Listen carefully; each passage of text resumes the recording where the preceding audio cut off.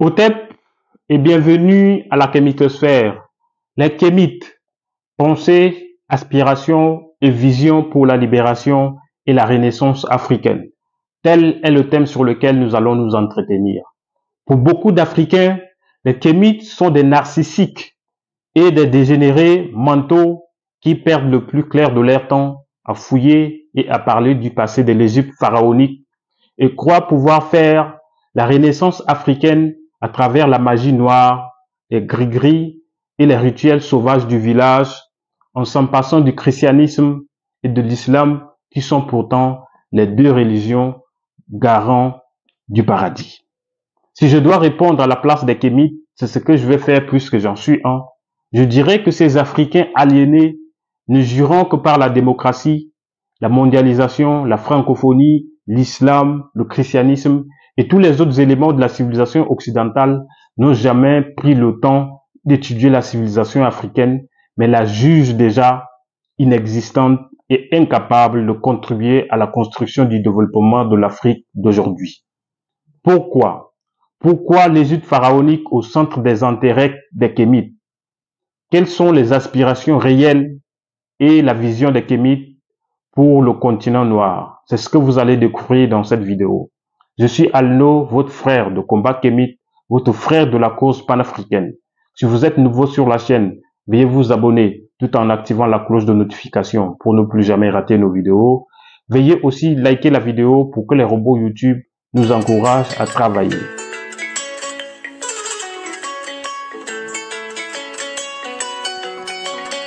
Fermédou de l'égyptien ancien, signifiant maison de la parole, est une plateforme à travers laquelle nous vulgarisons les humanités classiques égypto-nubiennes, les idéaux du panafricanisme et de la libération de l'Afrique en général. Nous sommes convaincus que sans une véritable reconnexion aux valeurs civilisationnelles africaines, doublée d'une sérieuse manifestation de la volonté collective d'affirmation de puissance, nous ne pouvons pas gagner contre l'impérialisme et la néocolonisation. Nous n'incitons pas à la haine raciale, mais faisons par contre un travail de devoir de mémoire et de restauration de la vérité historique pour l'équilibre de l'humanité. Pourquoi l'Égypte pharaonique au centre des intérêts des kémites? Mais d'abord, qui sont les kémites? Les kémites sont une catégorie d'Africains animés d'une grande conscience historique, jaloux de la civilisation africaine. Ils sont convaincus que la libération et la renaissance africaine ne peuvent se faire que quand les Africains auront fait de la civilisation africaine la base sur laquelle construire le développement. Et quand les kémites parlent de la civilisation africaine, ils parlent de la science africaine, de la spiritualité africaine, des mécanismes de gouvernance purement africains, des institutions morales africaines et des traditions africaines. Tels sont les éléments de base sur lesquels s'appuyer pour construire une Afrique nouvelle. L'Égypte, parce que les humains ayant apparu dans la région des Grands Lacs et qui ont fait de l'Afrique berceau de l'humanité, ont migré de la région des Grands Lacs vers le Soudan actuel, puis vers l'Égypte, et avaient de façon ex nihilo apporté tous les éléments de la civilisation à l'humanité. Entre-temps, la vie humaine n'était possible qu'en Afrique. L'Occident, plus spécifiquement, était dans une période appelée glaciation urmienne qui a duré 100 000 ans. La vie humaine à l'époque n'était possible qu'en Afrique. Et les Africains eux-mêmes à l'époque appelaient les autres régions du monde les régions de la mort. Parce que si tu partais, tu mourrais sous l'effet de la glaciation.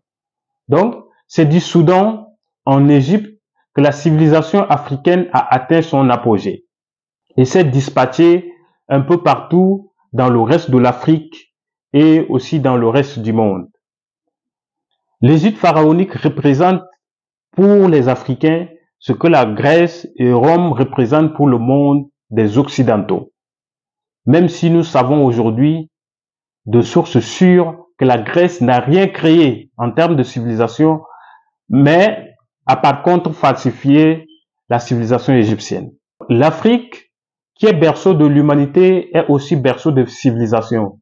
Et l'Égypte est le sommet absolu de l'expérience noire. l'élément de fierté maximale. L'Égypte permet de ce fait d'en finir avec l'aliénation dont les Africains sont victimes et d'écrire une nouvelle page de l'histoire africaine.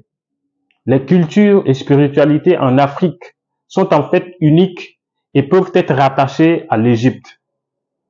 C'est en Égypte que le concept de pensée qui a donné naissance à toutes les caractéristiques des États noirs anciens a été le mieux étudié. Si par exemple les Indiens s'appuient sur ce qu'ils appellent le bouddhisme ou l'hindouisme pour se construire en tant que peuple, les Africains ont la Mahat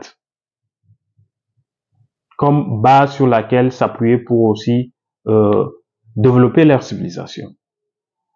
Et donc, c'est face à ces évidences que dans le sillage de la Renaissance africaine, il faut mettre les éléments de la civilisation égyptienne au centre des débats, car des langues, en passant par les arts, la science et les traditions, nous avons hérité tous ces éléments de l'Égypte pharaonique. Alors, les aspirations et visions des Kémites. Le but et les aspirations des Kémites est simple et clair. La libération et la renaissance africaine matérialisée par l'État fédéral d'Afrique noire. Pour que cet objectif soit atteint, les Noirs de tout horizon doivent cesser de se penser différents les uns des autres et de s'affronter à travers des petits soucis de tribalisme, de guerre ethnique, des divisions francophones, anglophones, nordistes, sudistes, musulmans, chrétiens. Mais les Africains doivent se penser comme des frères et sœurs, ce qui aurait l'effet de les rassembler en tant que peuple unique, tout simplement dans l'optique de l'État fédéral africain. La réalisation d'un État fédéral est un impératif non seulement pour la survie de l'Afrique, mais aussi pour la libération et la renaissance africaine. Et les trois obstacles à surmonter pour y arriver sont: remplacer les croyances destructrices à travers la vraie histoire, la culture et la spiritualité africaine, et rendre fiers et capables les Africains. Ressortir les racines communes de tous les Noirs pour faire naître le sentiment d'unité et d'appartenance à un seul et même peuple.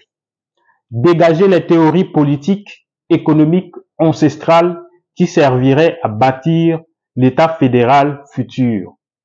Il découle de ce qui précède que les Kémites ne font pas dans le bombage de poitrine relativement au passé glorieux de l'Égypte pharaonique, mais appellent plutôt à une prise de conscience et à un recours à la civilisation purement africaine pour sauver le continent noir.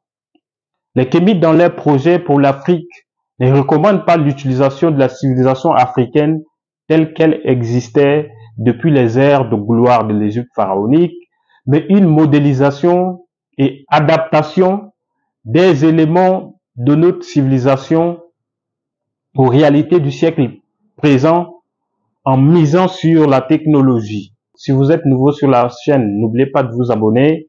Au TEP, merci et à très bientôt.